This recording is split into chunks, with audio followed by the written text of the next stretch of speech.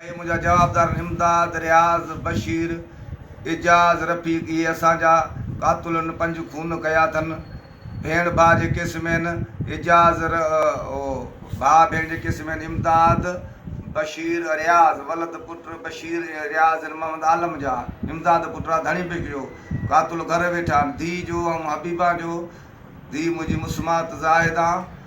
ऐं मुस्मात हबीबा जा कातुल आहिनि एजाज़ रफ़ीक। ये असांजा 5 ई जवाबदार ॿार आहिनि रूपोश आहिनि कातुल आहिनि असांजे ॻोठ वेठा आहिनि सरियाम ॻोठ जाफ़र ख़ान चांजो यूसी मंगवाणी तालुको मेहर। असांजी अदालत कर एस पी साहब तोखे अर्ज़दार आहियां असांजी ख़ुदा करण अदालत कर का असांजी हिमत कान्हे को असांजो धणी दोगी कोन्हे अलाह खां सवा असांजी का बि वाह कोन्ह थी। असां निंदड़ कयूं ज़मीन ते कब्ज़ो असांजी प्रॉपर्टी ते कब्ज़ो 90 लख मुंहिंजी खायूं वेठा आहिनि इमदाद रियाज़ जवाबदार पैसनि तो फबाइण ख़ातिर ये माण्हू क़तल कया अथनि वरी हाणे ज़मीन ते उन्हनि जवाबदारनि कातुलनि जो असांजी जिते कब्ज़ो आहे अठजरे असांजी ज़मीननि ते कब्ज़ो आहे हर शइ वॾेरो वकार हुननि जी सपोर्ट में आहे जामरी असांजी का मालिकी कोन्हे 5 खूननि जो फ़ैसिलो कोन थियो आहे वॾेरे ज़ोरी फ़ैसिलो कयो 17 लख हिकिड़े खून जी चटी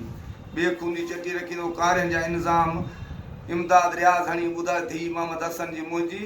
उनखे इंज़ाम हणी ॿुधाए असां जेल में आसीं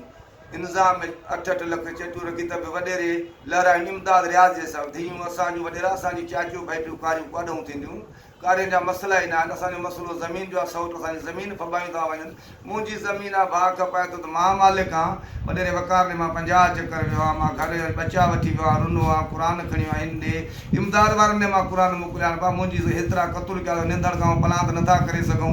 ग़रीबूं असांजो को बि अलाह सवा कोन्हे भला लॾाए छॾियो आहे ज़मीननि फबाइण ख़ातिर असां लॾी वञूं असांजो माण्हू मारिया अथव 5 मारियनि 5 जो वरी ज़ालुम जोड़ियूं वयूं बचा रुली विया भाउ रेवलादो मारियो अथनि इन ज़मीन फबाइण जे ख़ातिर वॾेरे वटि पिटियो वॾेरा वकार खान जावरी हिननि असांजी ज़मीन ख़ातिर मसइलो कयो आहे ॿियो को बि मसइलो न हुयो मुंहिंजा पैसनि फबाइण ख़ातिर मुंहिंजी मोटर साइकिल